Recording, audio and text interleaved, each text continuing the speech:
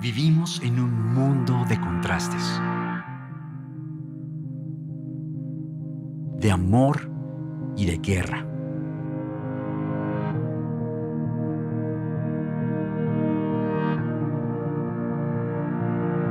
de unión y de separación, de arraigo a nuestra tierra y desplazamiento.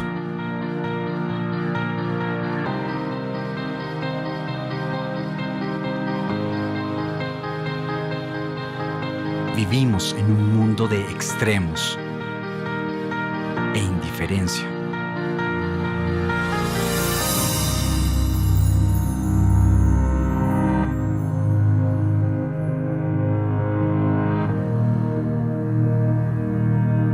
Dios sí habla de política.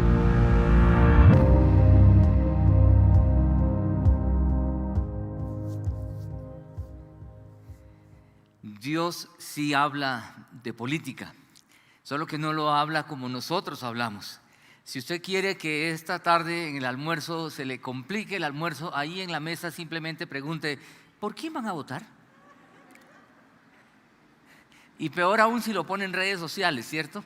Si alguien en redes sociales da una opinión, usted sabe todo lo que se levanta, y es paradójico porque todos estamos buscando la paz, pero lo que hay en las redes es guerra, ¿sí? De una opinión y alguien le va a decir de todo, ¿sí? ¿Cómo se le ocurre? Yo pensé que usted tenía cerebro, yo pensé que usted era diferente, ¿sí? Es curioso, todos estamos buscando justicia, equidad, paz, pero todo lo que se genera en todo este tiempo de política electoral es todo lo contrario, ¿sí? Desde los candidatos hasta simplemente el ciudadano de a pie, como decimos, y en las casas. Por eso desde años he escuchado esa frase de que si no quiere discusiones no hable ni de política, ni de religión, ni de fútbol, ¿cierto? Pero la verdad es que cualquier tema ahora es motivo de discusión. Lo que usted ponga en las redes sociales es motivo de pelea. Si usted en una mañana pone qué lindo amanecer en Bogotá, la gente le va a decir ¿cuál amanecer? ¿Cuál linda Bogotá? Sí, le van a decir de todo. Otros le dirán ay sí, amaneció muy lindo hoy. Es decir, las redes sociales es un lugar, una batalla campal. ¿Estamos a pensar en eso? Sí, terrible, terrible. Por eso que algunos prefieren y dicen, no, mejor no escriba nada, ¿sí? Pero algo interesante, si usted quiere conocer a alguien, visite sus redes, ¿cierto? Usted va a ver qué tan pelietas es, bueno. Y algunos como dicen, no soy tan feliz como aparezco en el Facebook, ¿cierto? Bueno, para los más mayorcitos, porque Facebook para los viejitos, como dicen los muchachos, el Instagram para los más jóvenes, ya todo, bueno, usted me entiende, pero en las redes sociales uno puede conocer a las personas. Y en este tiempo de elecciones, cuando debemos estar orando por Colombia y estar más unidos, es cuando estamos a veces más divididos. Por eso pensar en diferencias políticas que nos desvían del propósito. El propósito debe ser vivir en paz, vivir en mejores condiciones. Pero Dios sí habla de política. Algunos dicen en la iglesia no se habla, le hemos dicho varias veces, no, en la confra no les vamos a decir por quién votar, jamás. Pero sí que como creyentes tenemos responsabilidad delante de Dios como ciudadanos. Y por eso hablábamos hace 8 días, y si alguien se perdió el primer episodio, está en nuestro canal de YouTube, hablando que nuestro mayor gobernante es el Señor, no el gobierno de turno. Que nuestra esperanza está en el Señor, no en el hombre. Ya hablábamos de un momento político importante en el pueblo de Dios que aparece en la historia, en el libro de los Reyes, en Crónicas. Y cómo Isaías aparece y dice que el Señor es nuestro rey, Él es nuestro gobernante, Él es nuestro juez, Él nos salvará. Una voz profética en un momento histórico, político, crítico. Es allí cuando aparece la voz de Dios. Por eso la iglesia tiene una voz en este tiempo también, de poder decirle a las personas, tenemos que poner nuestros ojos en el Señor y no en la gente. Es curioso cómo la gente defiende a su candidato como si fuera, pero peor que su padre, su hijo. No, tiene que votar por él. Ese tipo no le va a dar nada a usted, ¿sí? Bueno, a no ser que alguien esté buscando algún puesto político. Muchos de los que están detrás de un político es porque están esperando que le den algo, ¿cierto? No, ahí va a salir trabajito. Yo estoy votando por tal porque… Es decir, hay intereses creados. Pero quiero que pensemos en eso. Miren, realmente en medio de tantas diferencias hay aspectos que nos deben unir y que la palabra de Dios nos habla acerca de esto y que quiero explicar esta mañana, porque uno al verlo aquí va a decir, ¿qué? ¿Cómo así? ¿Qué es eso? Miren, sí, hay aspectos que nos deben unir. ¿Y qué es lo que nos dice la palabra en cuanto a esto? En medio de la situación que vivimos, llenos de corrupción, llenos de maldad, usted dirá, sí, en toda parte hay corrupción. Quiero que pensemos en algunos aspectos, principios que nos deben unir, no solo como creyentes, ojalá que como ciudadanos tengamos en cuenta esos principios. Y pensemos en esto. El texto que vamos a leer en un momento lo escribe el apóstol Pablo en un tiempo donde el gobierno de turno era el Imperio Romano, el poderoso Imperio Romano, corrupto también, por si acaso. No es que, ¡ay, qué belleza! Y en medio de esa corrupción, ¿sí?, ¿qué principios nos deben unir? Yo quiero que pensemos en este texto que aparece aquí en pantalla, por favor. Vean lo que dice aquí. Lo primero que quiero que pensemos es respeto a las autoridades establecidas por Dios. Y usted mira, establecidas por Dios, quiero que vean el texto, por favor. Mira lo que dice la palabra de Dios. Es Dios hablándonos a nosotros. Dice, todos, no dice algunos, ¿sí? Niño, joven, adulto mayor, hombre, mujer, etc. Todos deben, ¿qué cosa? Mira, ahí ya entramos en problemas, ¿cierto? Porque someterse es una palabra que a nadie le gusta, ¿cierto? Uno quiere más bien, no, si yo voy a someter a otro, sí, pero someterse, y como decíamos hace 8 días, miren, los oprimidos, cuando son liberados, se vuelven opresores. Esa es la vuelta de la historia, ¿sí? Oprimidos y opresores. Todos deben someterse, pero dice, ¿a quién? ¿A las autoridades? Uno dice, pero ¿cómo así? ¿En qué época vive Pablo? ¿Qué está diciendo? ¿Que yo debo someterme a las autoridades públicas? Y da la razón, vean los argumentos. Pues no hay autoridad que Dios no haya, ¿qué? Uno se mete más en líos, porque ¿cómo Dios ha dispuesto esas autoridades? Quiere decir que los que están ahorita gobernando, Dios los ha dispuesto. Y no solamente ahora, uno mira la historia y comienza a pensar, quiere decir que en esa época, Nerón, Calígula, y más adelante podemos pensar Hitler, todos esos, ¿Dios los había dispuesto? Ese es un texto que levanta muchas preguntas. Así que las que existen fueron, ¿qué? Otra vez, por favor, ¿qué dice? Ay, bendito Padre. Eso, dígame si a usted no le da como un frío por el cuerpo, ¿cierto? Uno le da ganas de decir, Señor, ¿seguro que tú inspiraste a Pablo para que diga esto? Y sigue, vea lo que dice. Dice, por lo tanto, como una conclusión, todo el que se opone a la autoridad, ¿qué cosa? Se rebela contra lo que Dios ha instituido. Los que así proceden recibirán castigo. Bueno, quiero explicar algo aquí. Miren, este texto ha sido utilizado o mal utilizado en la historia del cristianismo por algunos gobiernos totalitarios para someter a las personas vil y cruelmente. Y Pablo no está hablando de eso, el apóstol Pablo no está mencionando eso. Algunos autores, comentaristas, historiadores dicen, mire, Pablo inclusive aquí está sumido en toda esa corrupción de aquel entonces, tratando de hacerle ver al Imperio Romano que decían que los cristianos eran unos rebeldes que no querían someterse porque los cristianos decían, tenemos un rey que es Jesús, un concepto político, rey, y no se quieren someter a la autoridad. Pablo le escribe a los romanos y les dice, sométanse a la autoridad. Ahora quiero que pensemos también algo aquí.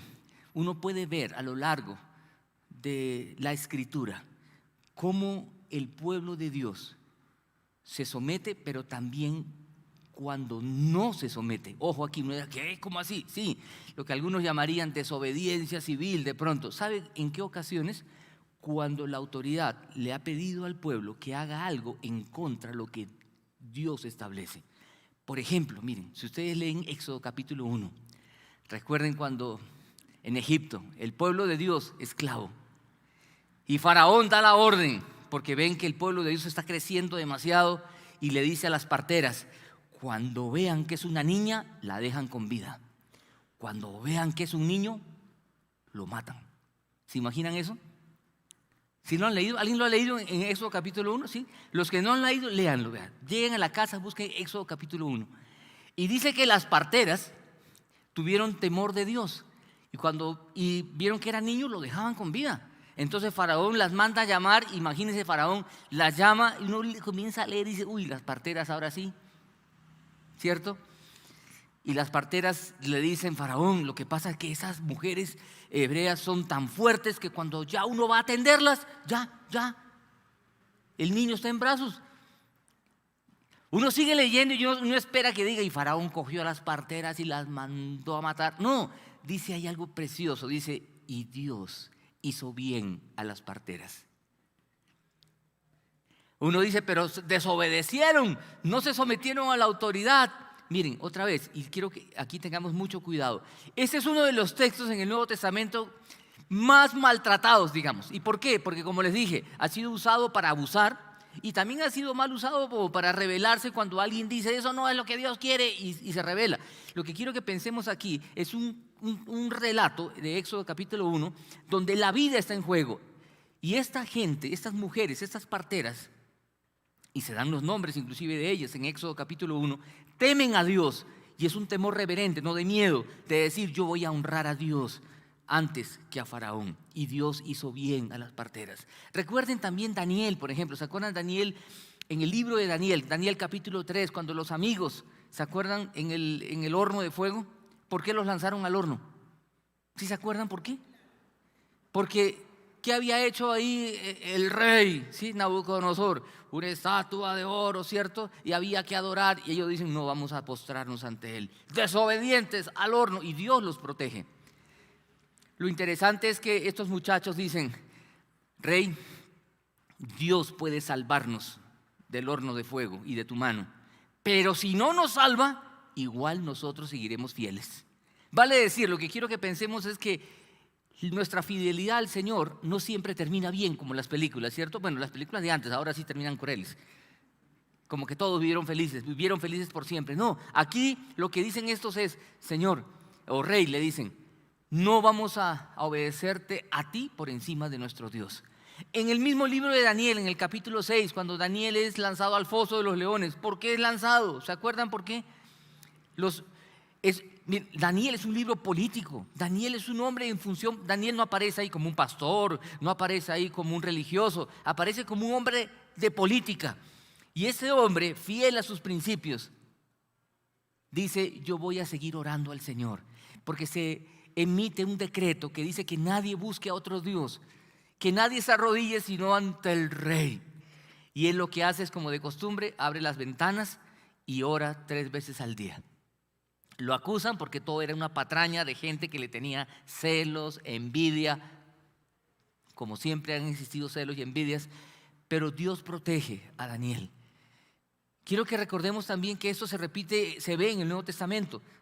Recuerden cuando Pedro, Juan, los apóstoles son perseguidos. Uno puede encontrar en Hechos capítulo 4, versículo 19, que Pedro va a decir: juzguen ustedes. Ante el concilio le dice: juzguen ustedes, porque nosotros debemos obedecer a Dios antes que a los hombres. Ojo con eso. Y más adelante en el capítulo 5, versículo 29, aparece la misma expresión cuando Pedro y los apóstoles le dicen a los del Sanedrín: miren, juzguen ustedes, pero nosotros obedeceremos a Dios antes que a los hombres. Por eso cuando vemos este texto, lo que quiero que pensemos es, no es que esta gente estaba en contra de la enseñanza de Pablo. Lo que Pablo está hablando es aquí de un principio que nos debe unir. El principio es que hay autoridades para ser respetadas. Pero ¿qué es lo que pasa en nuestro tiempo? ¿Se han dado cuenta que cada vez hay menos respeto? ¿Sí? No quiero ahora aquí aparecer como ante los jóvenes, como ay, el viejito que habla de antes. Pero miren, los de mi generación recordarán, cuando uno estaba en el colegio, por ejemplo, y entraba el profesor, ¿qué hacían los alumnos? Se paraban, ¿cierto? Uno estaba ahí pataneando, fregando, y entraba el profesor y todos. Y el profesor decía: asiento, y uno se sentaba. Ahora, yo estoy diciendo que eso sea mejor, que lo que quiero decir, de alguna manera hay que mostrar respeto, ¿sí? Uno se pone a pensar, miren, en los pueblos uno hablaba, y no solamente en los pueblos, en las ciudades, pero se hablaba que había que respetar al médico, al policía y al profesor. Eran 3 personas importantes. El otro era el cura del pueblo también, personas de respeto. Pero hoy son las personas que menos ganan, que menos se les respeta y todo lo demás. Lo que quiero que pensemos es que en general hay mucho menos, nos hemos ido al otro extremo. Si antes había un respeto a veces demasiado extremo al punto que el profesor podía hasta pegarle a un estudiante. Yo no sé si a alguno de aquí, de los cincuentones, un profesor le pegó. ¿Cierto que sí? El profesor le pegaba a los estudiantes. Hoy como le pegue lo meten preso. ¿Sí o no?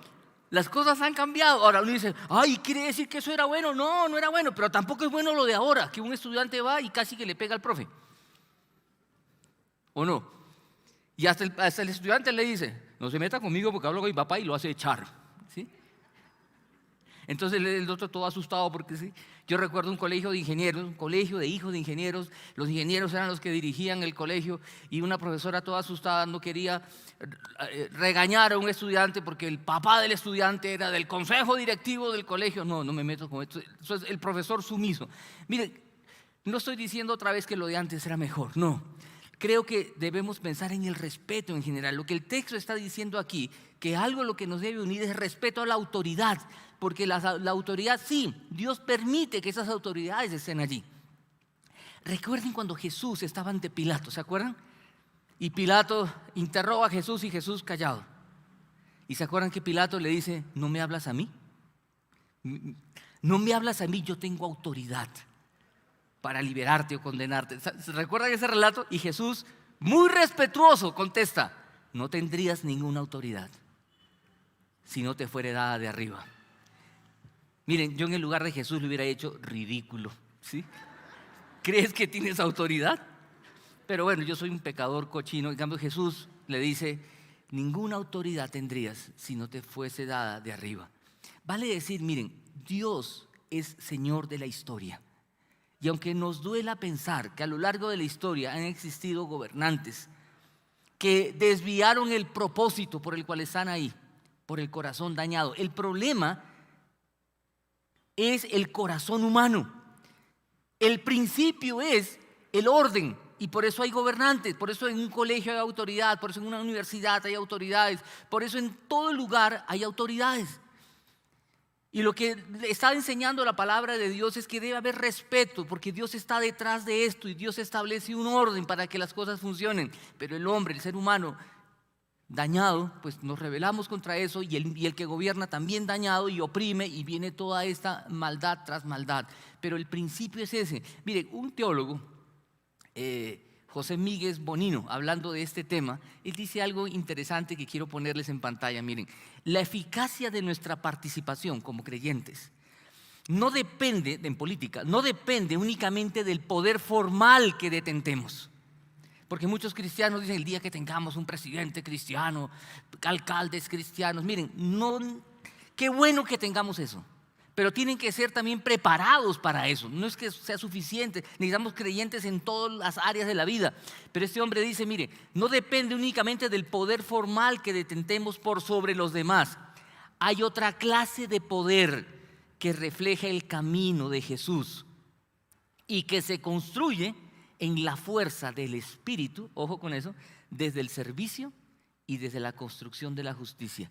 Lo que está diciendo este autor es que como pueblo de Dios sí podemos lograr transformación social, política, económica, cuando nosotros como individuos en el lugar en el que estamos podemos en el poder del Espíritu Santo vivir de una manera diferente, construyendo justicia y viviendo de manera como Dios quiere que vivamos.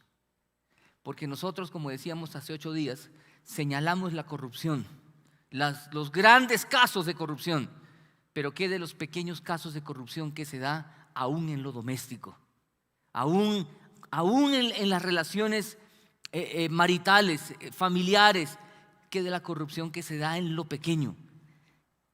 Si nosotros comenzamos a pensar que lo que Dios quiere es que aprendamos a respetar, si ahí dice prohibido, es prohibido. ¿Vamos a pensar en eso? Pero no, uno puede brincar la norma.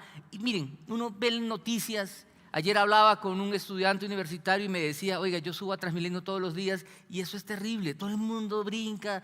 Un tipo cogió la vaina esa, el contómetro y dijo, por donde pasan los discapacitados, o sea, la baranda, la abrió, le dijo, pasen, y colaboren.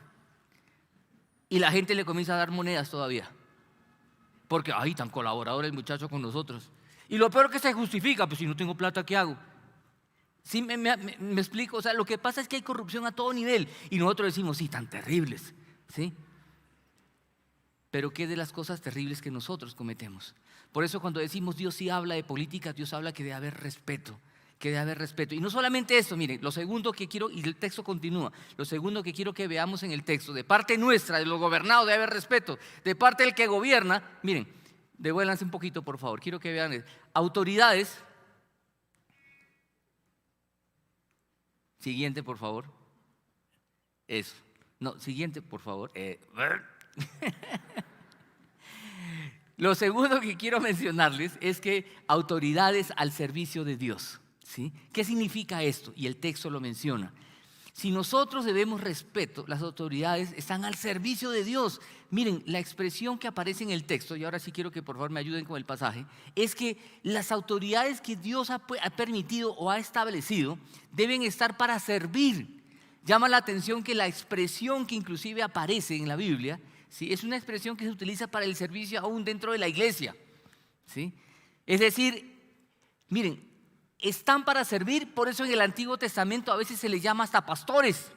Vale decir, una autoridad de turno debe velar por el bien de los gobernados, del pueblo. Y ese es un principio en la palabra de Dios, que es contrario al concepto humano. El concepto humano es que el que está al frente es el patrón, el gamonal, el que da la orden, o como dicen los costeños, ¿sí?, con todo cariño, el mandacallar, ¿cierto? Una vez alguien me presentó, un costeño me dijo, oiga, le presento a mí el patrón, él es el mandacallar acá. No, yo no soy el mandacallar. Miren, el concepto de Jesús es el servicio. Por tanto, un gobernante debe estar para servir. Un pastor debe estar para servir. Por eso los pastores nos ponemos el chaleco y estamos allá afuera sirviendo. Una vez yo estaba moviendo sillas y alguien me dijo, no, pastor, mientras yo estoy aquí usted no moverá sillas. ¿Qué? No sea ridículo, ayúdeme a mover más bien. Porque estamos para servir. El papá en un hogar, yo soy cabeza de este hogar, está para servir. O sea, estamos para servir. Es el concepto bíblico que el líder es el que sirve. Por eso el texto que dice acá, ahora sí me ayudan con el texto por favor, dice, porque los gobernantes no están para infundir terror a los que hacen lo bueno, sino a los que hacen lo malo. ¿Quieres librarte del miedo a la autoridad? Haz lo bueno y tendrás su aprobación. Bueno, esto es lo que se espera, lo que debe ser. Vea, sigue. Pues está al servicio ¿de quién? De Dios. Y vean, y ante Dios van a dar cuenta. Aquí mi suegra tenía una frase, la viejita muy ingenua y muy dulce, muy tierna, pero ella decía una frase cuando se llenaba de ira, cuando veía noticias, decía, van a pagar algún día. Y yo decía, es cierto. Miren, para Dios lo va a juzgar. Y dice aquí, miren, al servicio de Dios para impartir justicia y castigar al malhechor. Y continúa el texto, quiero que sigan bien, miren. Así que es necesario someterse a las autoridades, otra vez lo primero que mencionábamos, no solo para evitar el castigo, sino también por razones de conciencia. Y continúa, por eso mismo. Miren, por eso mismo, vean la parte difícil también. ¿Pagan ustedes qué? ¿Perdón qué? Impuestos. Pues las autoridades están al servicio de Dios, dedicadas precisamente a gobernar. Y continúa, y el versículo 7. Y dice, bueno, después lo mostramos en pantalla. Hay un problema ahí en producción, pero quiero que pensemos en esto. Miren, las autoridades que están establecidas por Dios, o podemos ponerlo de esta manera, que Dios ha permitido que gobiernen, van a dar cuenta a Dios de lo que hacen. Si alguien aquí está en un rol de autoridad, va a dar cuenta de lo que hace. Yo soy pastor de la iglesia, voy a dar cuenta delante de Dios por lo que hago. Usted es jefe en una división, tiene una empresa, es padre de familia, vamos a dar cuenta como padre de familia y por lo que yo estoy haciendo. Vamos a dar cuenta delante de Dios, porque Dios nos puso en un rol y espera que lo hagamos para el servicio de los demás, no para provecho personal. Pero ¿qué pasa? El pecado entra en el corazón humano y lo que sucede es que quien está gobernando se aprovecha. Por eso que hay cabezas de familia, papás que se aprovechan de la familia, hay jefes que se aprovechan de los empleados, hay pastores que se aprovechan de la iglesia. ¿Sí me explico? El problema ¿cuál es? El corazón humano. Por eso tenemos un mensaje relevante, decirle a la gente, lo que tenemos que hacer es el mensaje de Jesús, arrepiéntanse porque el reino de los cielos se ha acercado. En otras palabras, arrepintámonos porque el gobierno de Dios se ha acercado. Y Dios quiere gobernar en la vida de cada uno de nosotros. Por eso, al mirar este texto de Romanos capítulo 13, algunos autores dicen lo siguiente, miren, Pablo le está echando indirectas a las autoridades romanas. Primero les está diciendo, oigan, no nos culpen a nosotros los cristianos como rebeldes, nosotros respetamos su autoridad. Pero también, escuche, sigue echando indirectas, miren, ustedes están ahí porque Dios los ha puesto y de alguna manera le está diciendo también, van a dar cuenta. Como decimos coloquialmente a veces, sí, perdón la expresión, Pablo le está echando vainas a los romanos aquí, a las autoridades, diciéndole, ustedes van a dar cuenta de esto porque si están ahí es porque Dios los ha puesto. Y aquí quiero que pensemos en esto, ¿qué nos debe unir? Nos debe unir el respeto a la autoridad y ojalá el respeto entre nosotros, aún el respeto en las redes sociales, por favor, el respeto en nuestras conversaciones, que podamos hablar de política y aprender a disentir y aprender a escuchar y aprender a respetar la opinión de otro y no pensar tan ridículo esto y está en la iglesia y está en la confra. Y piensa eso, poder respetar a las personas. Lo segundo que vemos en el texto es que las autoridades están ahí para servir y que todos debemos servir. Ojalá esto, así como Pablo le estaba, algunos autores dicen, estaba echándole pullas a las autoridades romanas, que los candidatos de hoy puedan entender, están para servir. Yo no entiendo cuando a veces la gente a veces se pone tan belicosa cuando gana. ¿Se ha puesto a pensar eso? Y yo sé que algunos dirán otra vez, no, el Juaco está viejito, pero en mi época, aún en el fútbol, cuando alguien hacía un gol, por ejemplo, yo recuerdo jugadores decir, ¡gol!, con alegría, ¿cierto? Ahora ¿han visto cómo celebran los goles? ¡Gol! ¡Gol! Como diciéndole, tranquilo, tranquilo, ¿cierto? O sea, la alegría no es alegría, ahora es como, no, es su manera de celebrar, respete, sí, pero calmadito, o vacúnelo contra la rabia de pronto, ¿cierto? Y creo que un tiempo electoral debe ser un tiempo de diálogo, un tiempo, como decía, de aprender a disentir, a dialogar y aprender a unirnos en oración por Colombia, siendo respetuosos unos con otros y entendiendo que el Señor es soberano. Y como decíamos también hace 8 días, nuestra esperanza no está en el hombre, nuestra esperanza está en el Señor. Y ese mismo texto, después de hablar de nuestras responsabilidades, vean lo que dice lo tercero que quiero mencionar, que el amor como la base de todo. Ya alguien me dirá, ay no, pues ya se puso romántico. No, cuando la Biblia habla de amor, habla de algo muy concreto. El amor como esa capacidad, o otro autor diría, la fuerza motriz que me lleva a hacer el bien por el otro. Por eso Pablo, en el mismo texto, dice, paguen a cada uno lo que corresponda. Paguen a cada uno lo que corresponda. Si deben impuestos, paguen los impuestos. Mire, cuando uno evade impuestos, dígame, ¿eso no es corrupción? Ahora, yo he visto gente que evade impuestos y se ponen todos bíblicos, ¿sí? Un tipo me decía, yo le doy al César lo que es del César y a Dios lo que es de Dios. No le doy al César lo que el César me pide. Bueno, yo le dije, mire, la Biblia dice que cada uno debe pagar lo que corresponda, ¿sí? Si deben impuestos, paguen impuestos. Si deben contribuciones, paguen. Ahora, no me diga que los impuestos en esa época en el Imperio Romano eran bajitos. Esos eran unos opresores, unos desgraciados, crueles, sanguinarios, y por eso la gente vivía esperando la liberación. Y cuando viene Jesús, dice el rey, ellos esperaban que los liberara de esa situación política espantosa. Y Jesús les habla de un reino mucho más trascendente y mucho más poderoso para no solo enfrentar lo que vivían, sino en general la vida y la vida eterna. Por eso dice, paguen. Y mire lo que dice, al que deban respeto, muéstrenle ¿qué? Respeto. Miren, solo esta frase, al que deban respeto, muéstrenle respeto. Si solo esto se nos queda en la mente y el corazón, miren, hoy valió la pena abrir este texto. Deban respeto, ojalá podamos respetarnos entre nosotros. Respeto, miren, a veces no se respeta. Miren, no quiero decir nombres, pero hay comunidades, hay países en donde se respeta mucho al niño y al anciano. ¿Sí conocen realidades así? No puede tocar a un niño. Ay, bendito Padre, toca a un niño, lo meten preso. Toque a un anciano, tampoco. Hay que respetar al anciano, pero realmente deberíamos respetar a todos. Por ejemplo, esto del tapabocas. Ya Juan Felipe lo anunciaba que pues, el que quiera se lo pone, el que quiera se lo quita, pero tranquilo, no quiero que eso sea motivo de pelea. Ay, ¿por qué se lo ponen? Quítenselo. Si ya dijeron que hay que quitárselo, pero él quiere ponérselo, que se lo ponga. Hay algunos que están que se lo quitan porque están desesperados. Hay otros que dicen, yo no me lo voy a quitar nunca en la vida.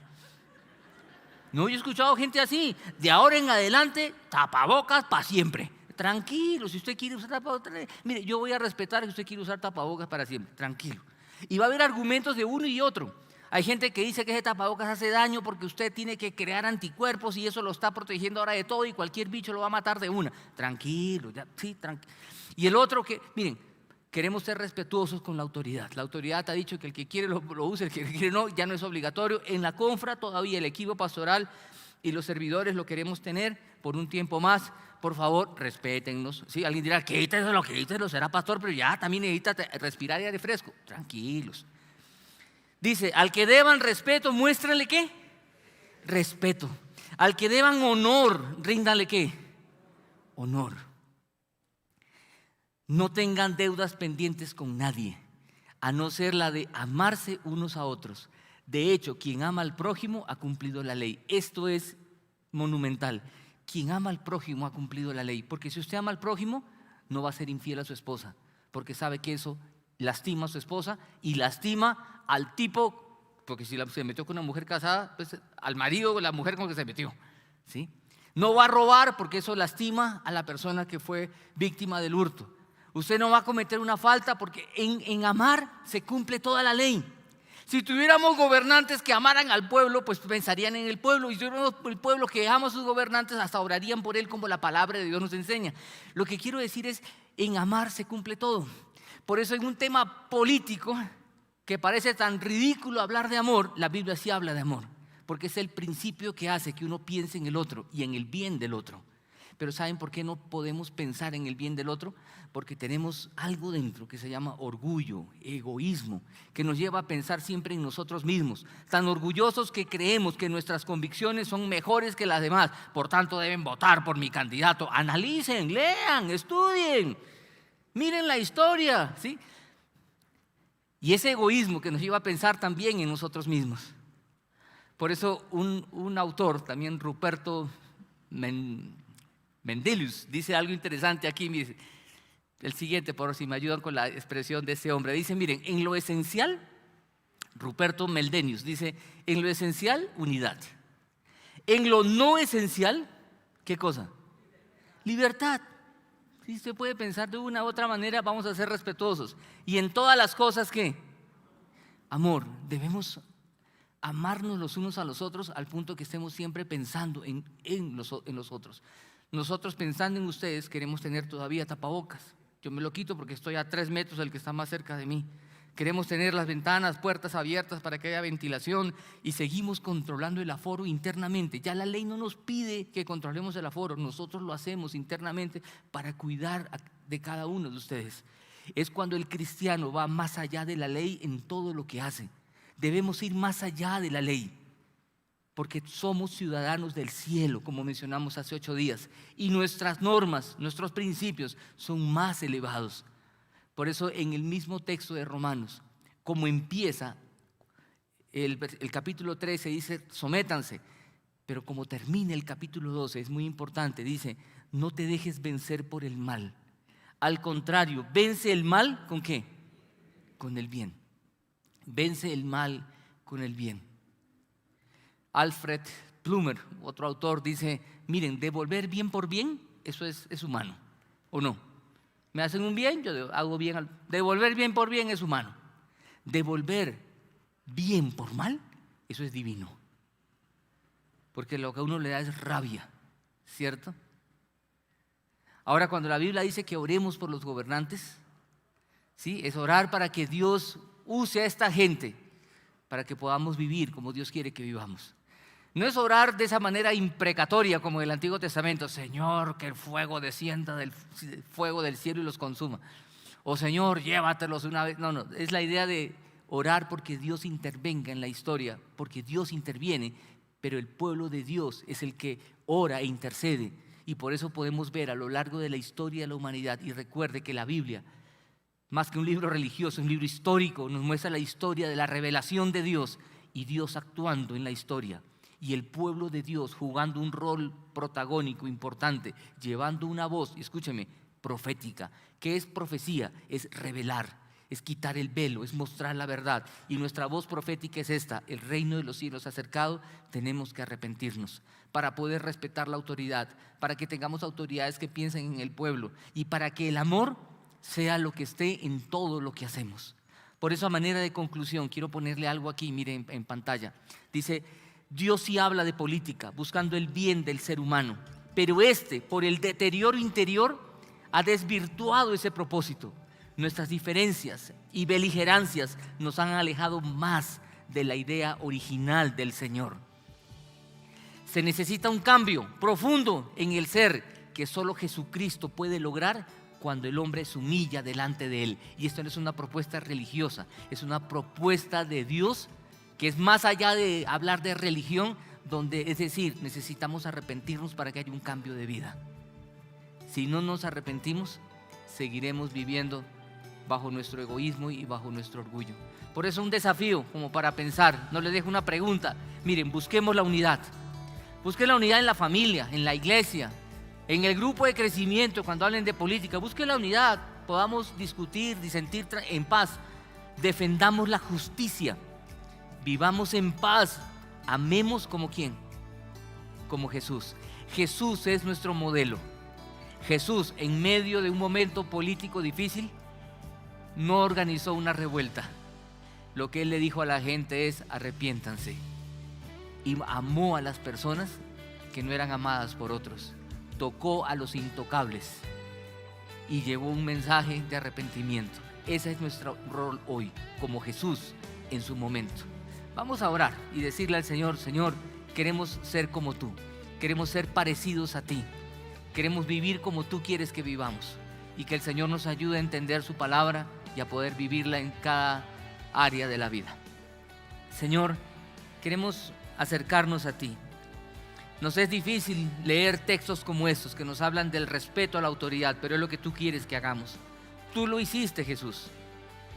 Tú no te burlaste de la autoridad.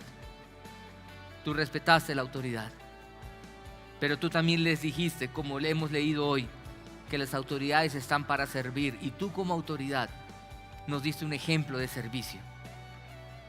Y Señor, cuando decimos que en todo es el amor, gracias porque tú eres un ejemplo supremo de esto, que nos amaste de tal manera que te entregaste por nosotros en la cruz. Señor, una mañana como hoy queremos orar por Colombia, y queremos nosotros como ciudadanos colombianos no solo pensar por quién votar, sino pensar que nosotros queremos vivir en cada área de la vida como tú quieres que vivamos, para poder tener una sociedad diferente, una sociedad justa, una sociedad donde se piensa en el otro, y de esa manera podemos caminar juntos en armonía.